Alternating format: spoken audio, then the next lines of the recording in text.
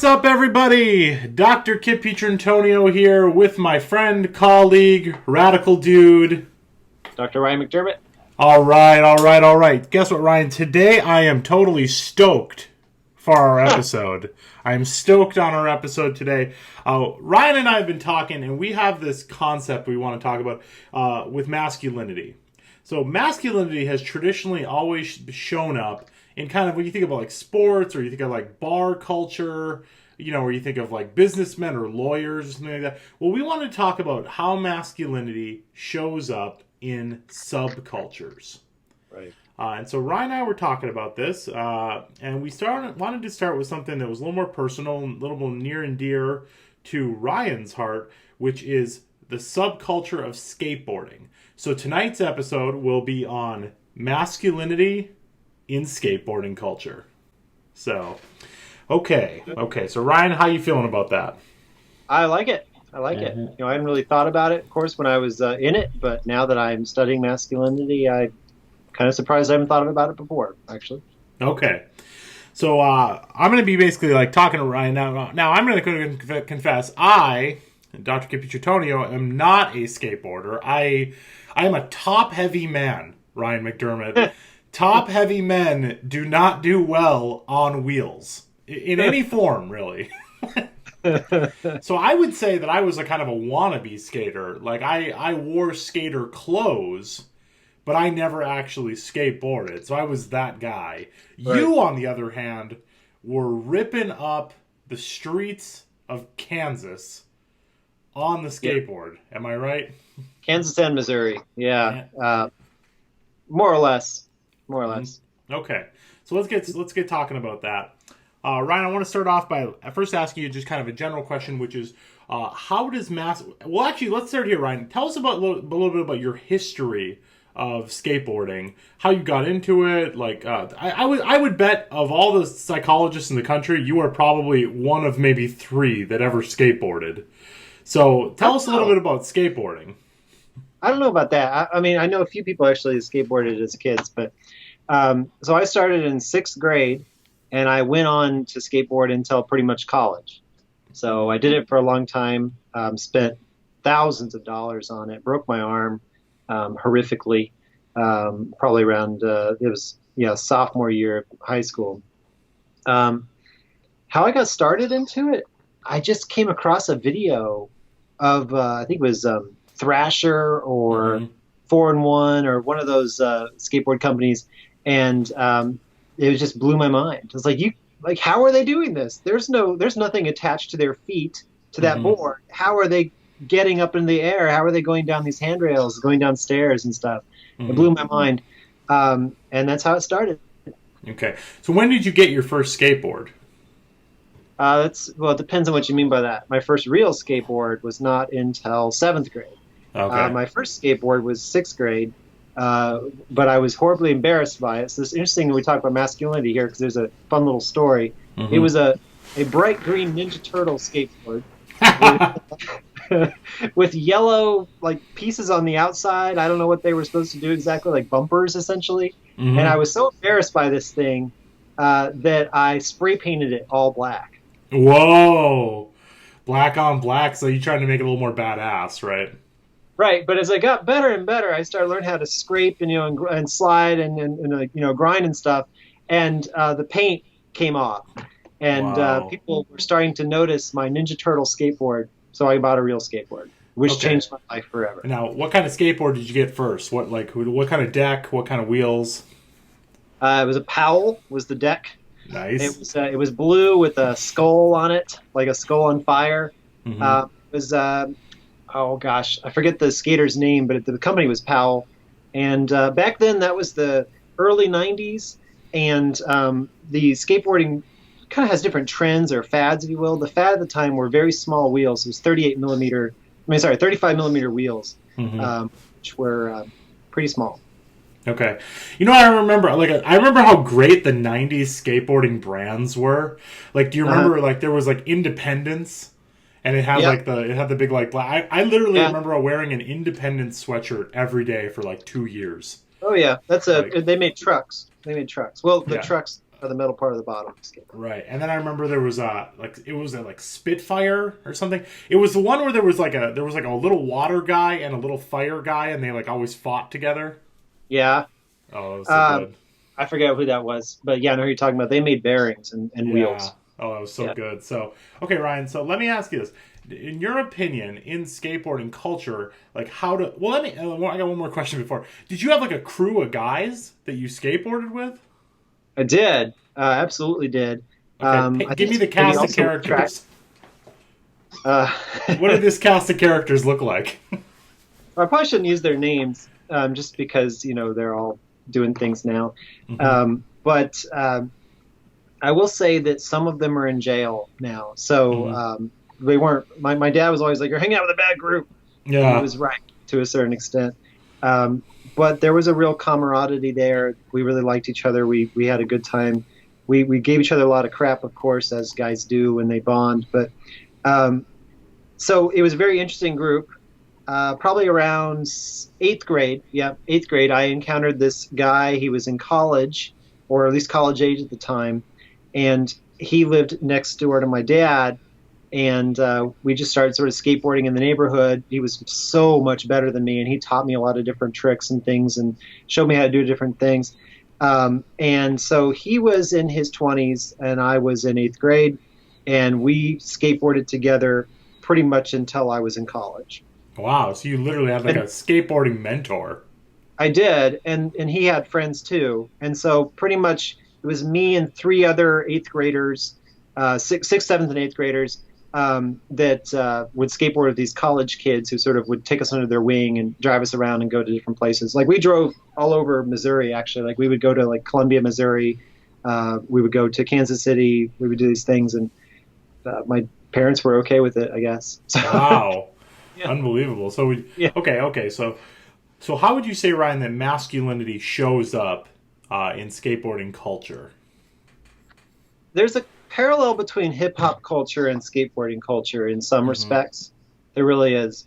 The music is similar in some ways. There's also a parallel in punk rock culture and skateboarding culture. I will tell you, I've never seen a country western culture and skateboarding culture mixed together, though, or anything like that. Masculinity shows up in your abilities, of course, sort of your dominance on the board. But I think the main thing is that there's a lot of misogyny, man. I mean, I'll just be plain and simple about it. There's a lot of misogyny in skateboarding culture. At least in the 90s, there were barely any female skateboarders around that time, and now I think there's a few more, but it's still primarily a male-dominated sport. Mm-hmm. So how would you say that misogyny shows up? Like, what do you mean by that? Oh, just a lot of, everything I know about sex I learned from these 2 guys. Wow. And not in a good way, like disturbing stuff. And it all was wrong. When I first encountered it, I realized it was all pretty much wrong. There was that. There was there's a lot of fighting that happened too. Not necessarily misogyny there in that respect, but like dominance and things. I saw some pretty scary fights. Some which that were really just stupid, but others that were kind of like, oh my gosh, are we going to be like accessories to murder? So. One thing I guess I mean, in the murder example sounds pretty darn extreme, but I guess the one example I always think of, like when I would see people skating in like a skate park, there's kind of this weird, subtle organizational thing that's going on where especially if you're just like going into a pool, it's like who goes first, who goes when, like how long is each person allowed to spend in there? Like how would you say that that's determined? Well, in that sense, it's very egalitarian. It really, people just go. Oh, really? Okay. Yeah, it really was. Oftentimes, you'd have one person who was trying to do something, and they would kind of keep screwing it up, and until they got it. And we would all we would give that person if they screwed it up, but they really got really close, they'd get a chance. Mm-hmm. We didn't even know, we didn't have to think about it. It just happened. Someone's trying to do a kickflip down like a set of stairs, and the last time they hit it, they landed and fell on their ass. Then they get a chance to go right again because they just had it. Because there really is this very quick moment of time where your brain, you tricked your brain into doing something ridiculously stupid, Mm-hmm. and need to stick with that. If you sit too long, reality will kick in and be like, what did I doing to my body?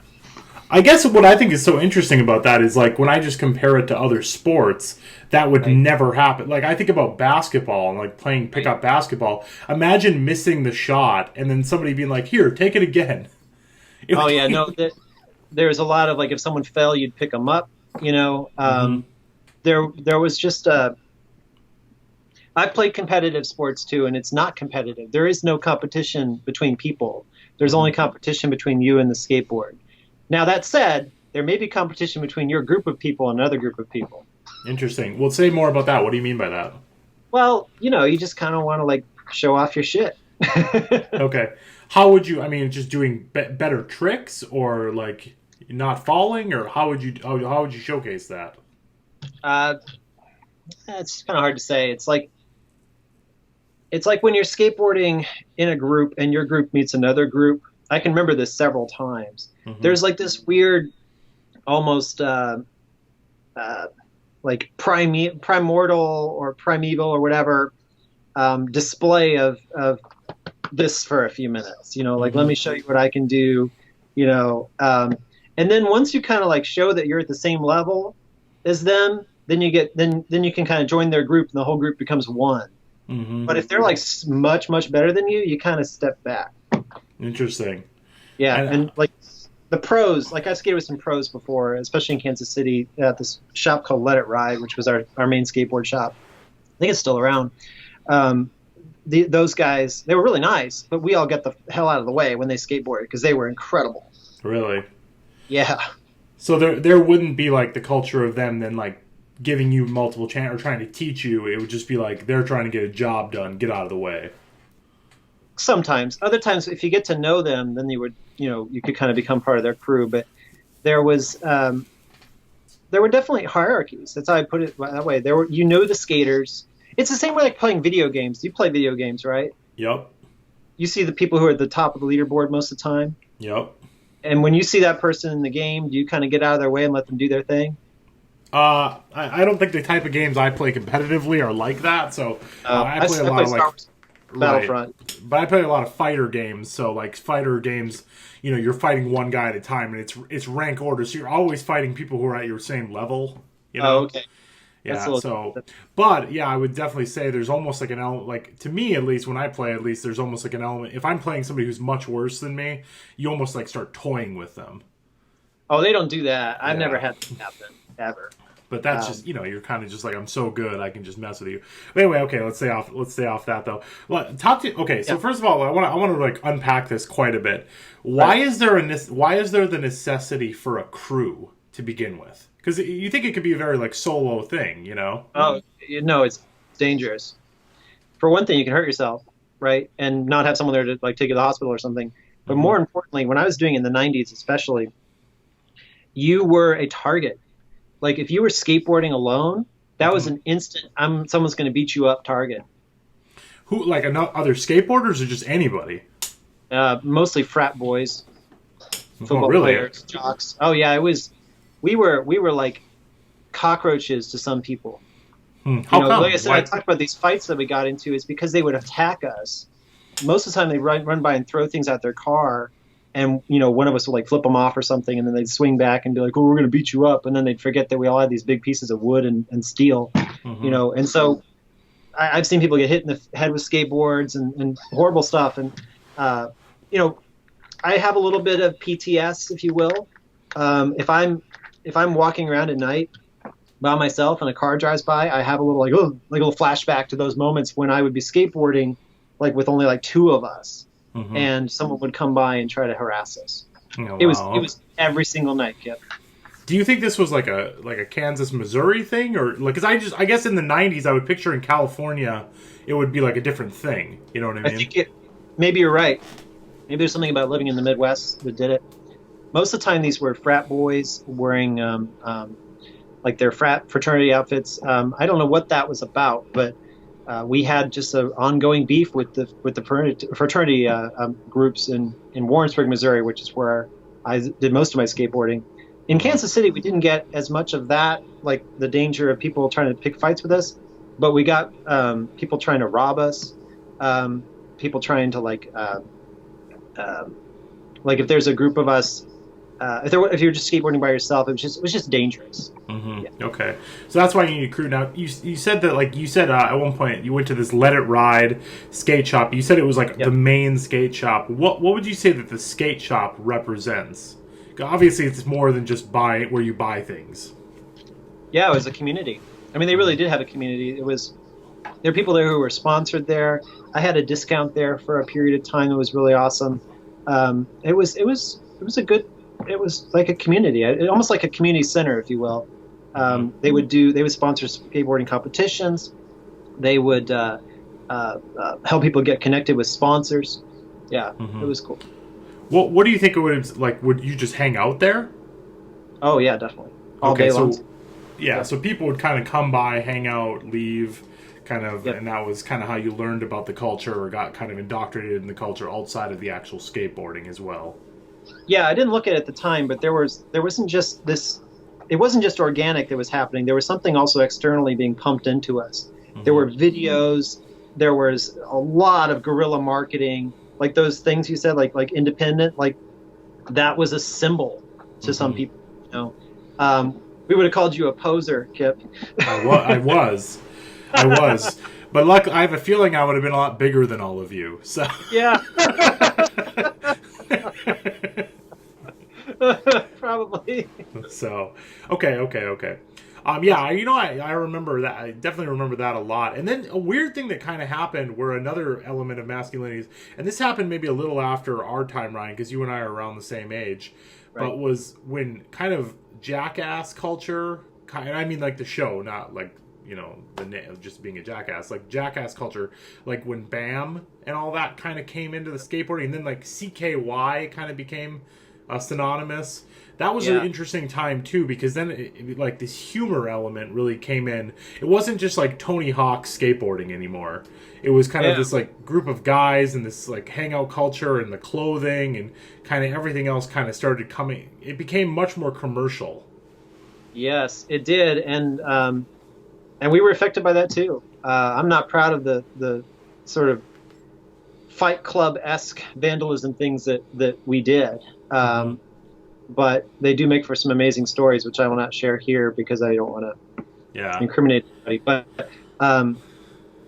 there was definitely that going on. I will put it this way, and I don't think this would get anybody in trouble. The time that all of us, like in our crew, even the older guys, kind of recognized that it was going on too long. I wasn't here for this, but my best friend told me this story. Because I said, hey, you know, I stopped doing this. When did you all stop doing it? Because I had moved away to Kansas City at the time. And he said that he recognized that he wasn't going to be doing that kind of jackass culture stuff anymore when they were driving around. And what they liked to do on trash day was just drive through people's trash cans. Mm-hmm. But his friend had just gotten, like one of the older guys, had just gotten a brand new stereo. And he was worried that it might damage the stereo. So they got out and they knocked over the trash can and strewn the trash out by hand, and that's when they all sort of came to epiphany, like, what are we doing? Right. This is so stupid. you know? Very committed. Yeah, I remember we would do things like we would do the shopping cart thing where we'd get in a shopping cart and like push each other around, or I remember like there was a lot of like hitting each other in the nuts kind of stuff that we would do. That. Never did that. Yeah, ours was more like going after, I think, one another a little bit. But yeah, I was very inspired by all that stuff. So, okay, Ryan. So, you alluded to this earlier. I want to go back to it, though. Sure. When we talk about, like, dominance, what would be, like, the prototypical, like, kind of alpha male in a skating crew? That's a good question. Probably just the best skater. Mm-hmm. What would he have to have a certain attitude that like went along with him or anything like that, or would that naturally happen? Well, the best skater I ever knew was this guy named Vance. I don't even remember his last name anymore, but he was incredible, and he was the nicest person you ever meet. But for whatever reason, one of the older guys trying to explain to me like the difference between Vance and him. who was also equally as good, but kind of like that misogynistic, kind of more traditional, toxic dominance guy. And he said that if you were to crack Vance's head open, all you'd find is skateboards. If you crack my head open, all you're going to find is girls. Yeah. And I just remember that kind of like, this sort of stuck with me. I don't know exactly how it fits here at this exactly. But what I'm trying to say is that there's different kinds of dominance, I guess, in skateboarding culture. Just like any culture, there's different variations, right? Well, so for him, it makes me think of like, for him, it was like skateboarding was like was a means to an end. Yeah. Versus for the other guy, for Vance, it was like skateboarding was skateboarding for like the love of the sport or the love of like what it was. It was like a pureness to Vance's that didn't exist in the other guys. That would be exactly right. Yeah. Yeah. Okay. Another thing I want to talk about is like the attitude of skaters. I keep kind of trying to maybe head it that way a little bit, but there's this interesting thing I think amongst skateboarders. I mean, even though I didn't skateboard myself, I was still around skateboarding culture, understood skate. That there's this expectation of being very chill, and like the way you talk and you use certain language. There's like code switching, I think, that goes on when I wanted to see if you could talk about that a little bit. Like kind of the attitude. I would say that I never fit that expectation very well. I'm just too anxious for that. Mm-hmm. And so I kind of got made fun of a lot. But the people who were really, really good were just that. They were just kind of chill. I guess you could say it's almost like a stoicism or something, Yeah. Maybe like a stoner-cism. A stoner. Oh. Anyway, I'll be here all week. But yeah, I always felt like that, though, that there was this like, you couldn't. It is that. I guess that's what I want to talk about too, which is it's this other form of stoicism. That's not like the, you think about this middle-aged man who's like, I don't talk about my feelings and I just do what's right, and that's like stoicism. But I think stoicism exists in a lot of different forms, and one way I think it can exist is in this skating culture where it's like you just don't create drama. You keep everything kind of like cool, like chill and like just relax, and like that egalitarian skating thing you kind of talked about. It's like even if you missed your turn, you'd just be like, whatever, man. It's like you're gonna go again in a little bit. There wouldn't be this like fierceness and anger that came along, Well, hold on a second. Mm-hmm. I have seen people lose their temper viciously at their skateboards. Oh yeah, that's interesting. Like throw it like hundreds of feet, break it into a million pieces. Yeah. Mm-hmm.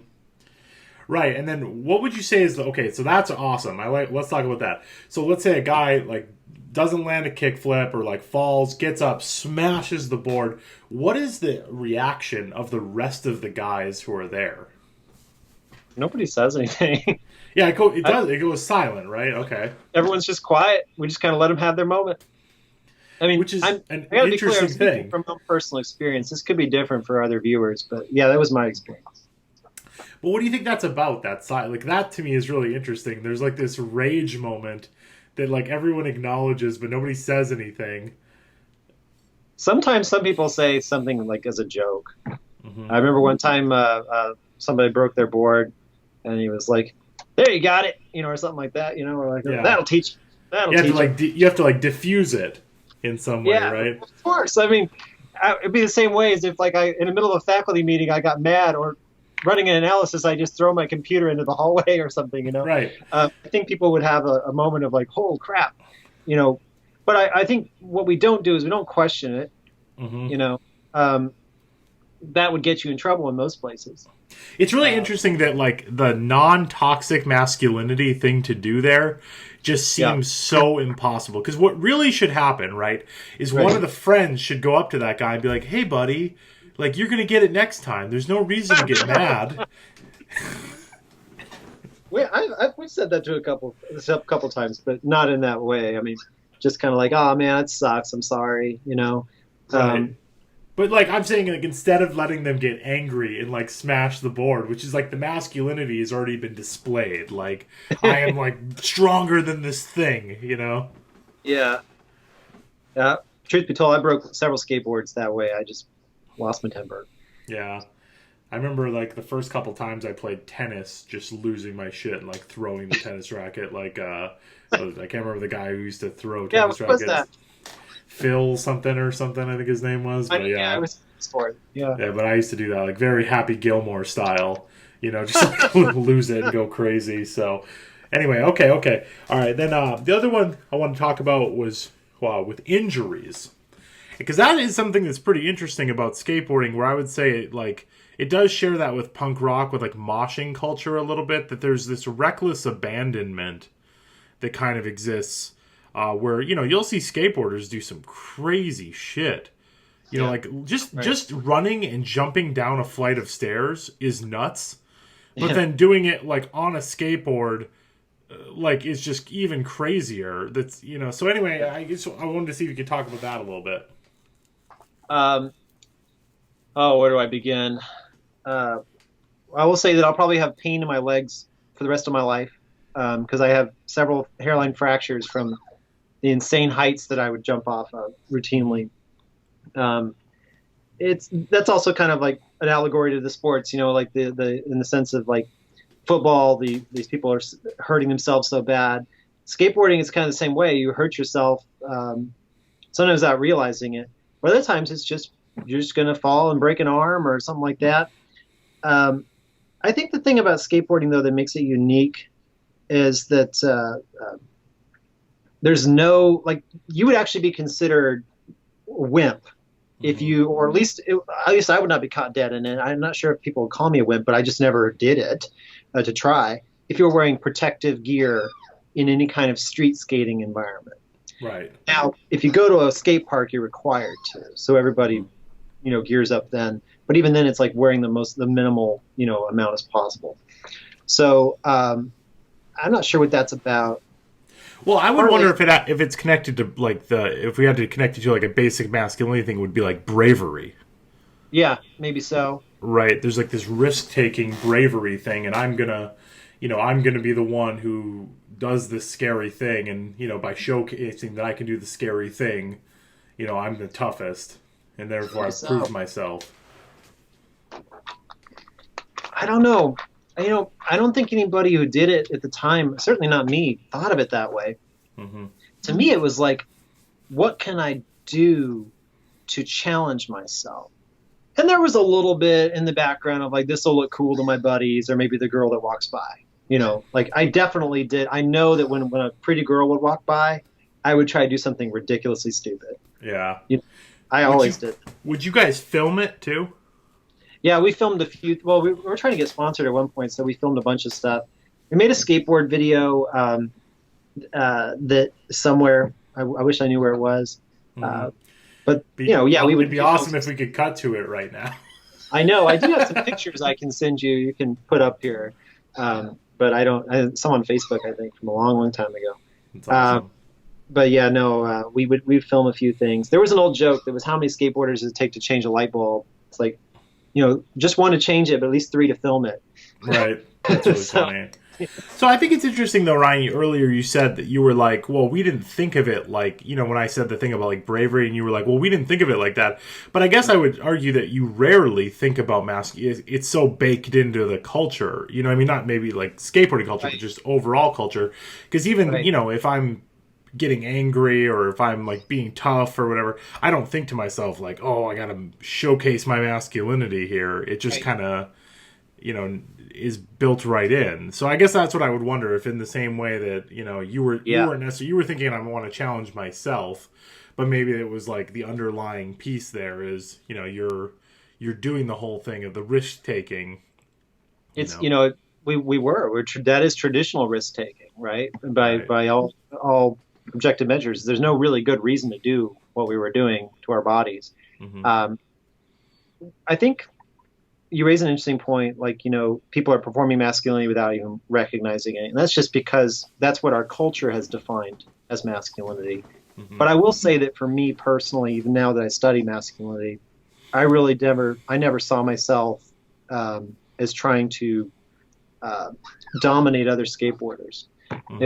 It was trying to, what can I do for myself? Like, and I would skateboard by myself a lot, just in safe places, so and a lot of my friends did that too. The weird thing about skateboarding with a group is that you're skateboarding, it's like parallel play, like when kids play together, but they're not really playing cooperatively. They're just playing in the same area. So Right. that's really what it's like. I can't describe it any better than that. Okay. Okay. All right. Then another piece of this is the last piece I want to wrap us up with is about Sure. like the clothing of skateboarding, and I know we talked about it a little bit, like brands and everything, but like what the actual because you kind of wear a uniform, right? In the same way, Gosh. football players on the day of a football game wear their jersey as like a regular shirt that day. At least we did. You wear like a jeans and your jersey to school that day. There's also Right. kind of an outfit that you kind of showcase that you're a skateboarder even when you're not skateboarding. Yeah. And so I wanted to see if we could like talk about that, or we could break it down, like what the prototypical skateboarder would look like. It changed over the years. When I first started doing it, it was all about these really, really baggy pants. Yep. Like this company called Jean Co. would make these massive pants, like with 54-inch legs, and that was the style. I will tell you though, as I got better at skateboarding, I sort of switched over to what I noticed more of the pros wore, which was just regular jeans, pretty tight jeans actually. Well, not they weren't tight, but they were like loosely baggy. Because occasionally my skateboard got lost in those other pants. Like I would do a trick, and suddenly my board would go up inside there and rack me. It was terrible. Right. So yeah. That's fine. The other thing I guess I always notice is it's always like dark colors. Yeah, well, You know what I not mean? always. For a long time, it was khaki pants were the big deal. Like everybody wore khaki pants. Everybody wore khaki pants. Yeah, but even khaki is kind. I mean, I literally don't mean like black or whatever. But there's like it's always like earth tones. Oh yeah, yeah. I mean, and yeah. kind of like dark. It's just interesting versus I think of like more like that preppy culture or hip frat boy culture would be like more like solid reds and solid blue. Like you would never see like a skater wearing like a red polo shirt. You know what I mean? Like there's just a clear distinction there. You know, so kind of like a t-shirt and shorts or jeans of some kind. Yeah, and the shirt was always too long. That was another thing too. The shirt was pretty long, or like a button-up shirt. Things that could move really well when your arms went up. But there was a definite. It's a culture. I mean, it's something that when you put on that outfit, if you will, and I do know this for a fact, it was very central to my identity.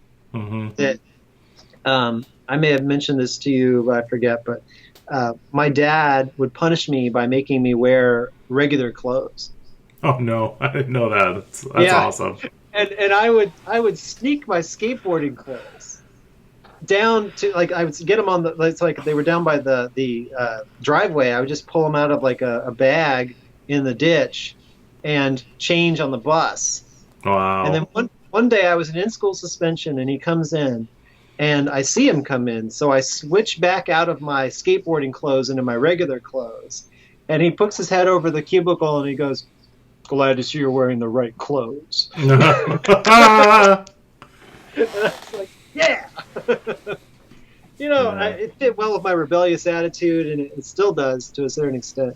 That's awesome. But it was a good person environment fit, I suppose.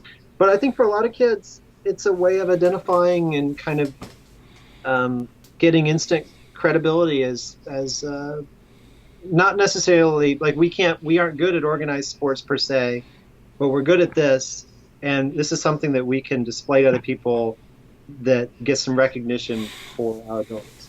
Right. So even like the poser thing that you conveyed to me it was more like the reason I wore those kind of clothes is because like it conveyed a value system.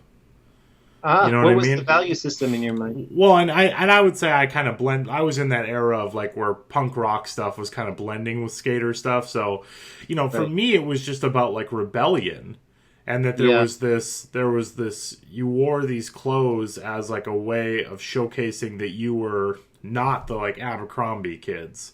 Yeah. That's right. They were always drinking and having sex. We weren't. Right. Well, and I would say that we were. Yeah. I mean, I don't know if it was that much of a distinction in the groups I was in, at least. But like, there was just more of like, I disagree with like what's the status quo, and like and you were in a rural area, kind of like I was, but I was in a super rural area, so it was very much like this finger to like hicks and hillbillies and rednecks. kind of culture, like that we are not that. We are like pushing against that and not conforming with like wearing Carhartt jackets and like Carhartt hats, or the Abercrombie kind of like Hollister, all that kind of stuff. Like we wanted to push away from that. Man, that feels very, very that resonates with me a lot, because in Warrensburg that's how it was.